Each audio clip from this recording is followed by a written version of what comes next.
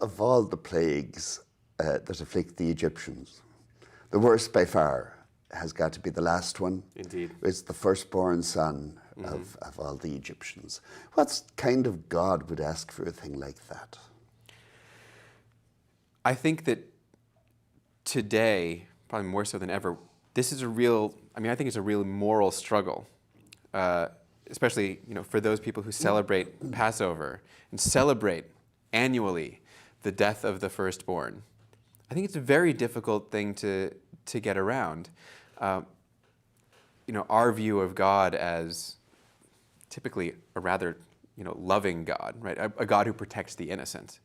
Yeah. Is really deeply challenged by a story in which, an entire class of people, the firstborn, from infants to adults, are killed. This raises an issue that can come up again in the laws, actually, where there is a law that could be read as possibly asking for the sacrifice of the firstborn. Mm-hmm. And this comes up in the context of demanding a sacrifice of the first fruits. Right. That the first fruits of everything you give to God. Right. And the first fruits of the animals you give to God. And in Exodus 21, then the first fruits of the human womb. That's right. You also give to God. Right. However you do it. There is and I don't think we can avoid it. There is in the background of Israelite religion and ancient Near Eastern religion in general, there is some memory of child sacrifice, some notion of it as a thing that actually did happen. Maybe not often, but it seems to be part of what's in mind here. In the famous story in Genesis 22, he pulls back at the last minute. That's right. And kind of lets you off the hook on that one. That's right. But nonetheless, Abraham is praised for being willing to go through with it. And later on in Judges, when Jephthah, has vowed to sacrifice his daughter accidentally. Well, of course, it was a daughter in that case. Fair enough, but God doesn't stop him. God doesn't stop him, that's right. The sacrifice goes through.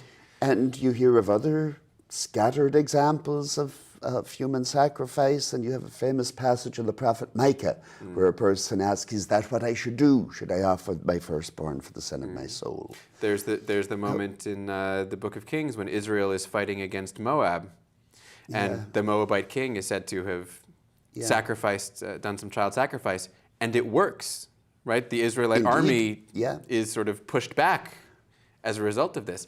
So the existence of, and in fact the utility of child sacrifice seems to have been known in the background. Yeah. Why would people believe a thing like that? Why would people think that God would be pleased by a sacrifice?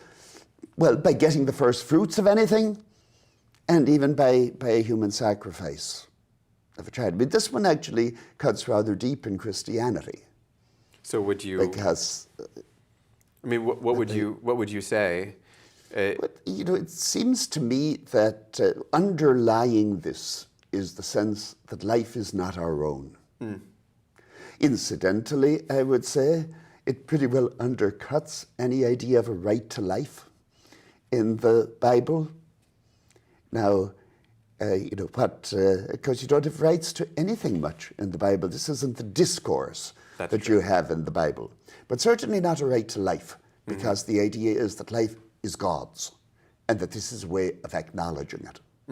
Now, I think at a fairly early point in the Hebrew Bible, they realized that this is a rather extreme way of acknowledging it, at least when human children are involved. But they do continue with animal sacrifice. They do? As long as they had a temple to do it in. Right. You can really see the Bible struggling with keeping the notion of first fruits broadly as belonging to God, and then saying, right, but when it comes to your children, right, I grant an exemption. This is absolutely plain in the text, right? I exempt you from sacrificing your first fruits. But in theory, exemption. In theory, you really should be. Should be doing it,